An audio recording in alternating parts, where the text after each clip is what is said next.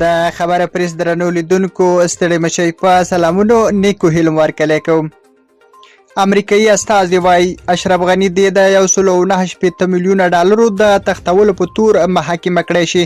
امریکایي استازي وایي د بایدن ادارې دې د محمد اشرف غني له لوري د پیسو د لیږد د مساله په جدي توګه وڅېړي.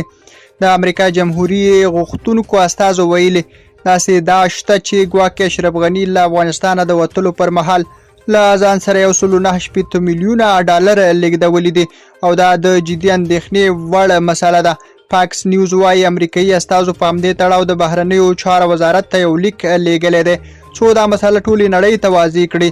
د جمهوریت غوښتونکو ارشد استازي جیمز کامر د امریکا په سنا جرګه کې ویلي چې د اګست تر 31 د امریکا د بهرنیو چارو وزارت ته دغه مسلې د سپیناوي لپاره وخت ورکړی دی. یادو استازو ویلي که د پیسو لیږد حقیقت ولري نو امریکا باید د نړیوالو قوانینو پر بنسټ دا پیسې بیرته افغانستان ته وګرځوي او اشرف غني دې د میلیونونو ډالرو د اختلاس او تختولو په تور محاکمه کړي. ملګري ملتونه وایي افغانستان کې مو د ټولو کارکوونکو امنیت خوندي دی.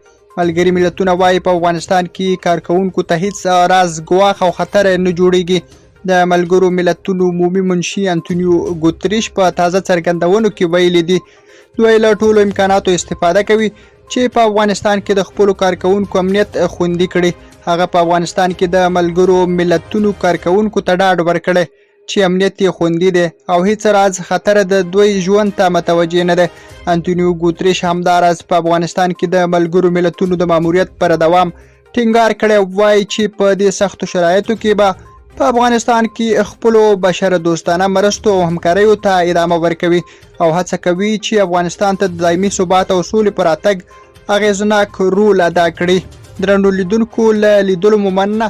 په پای کې زموږ د یوټیوب چینل هم در سره سبسکرایب کړئ.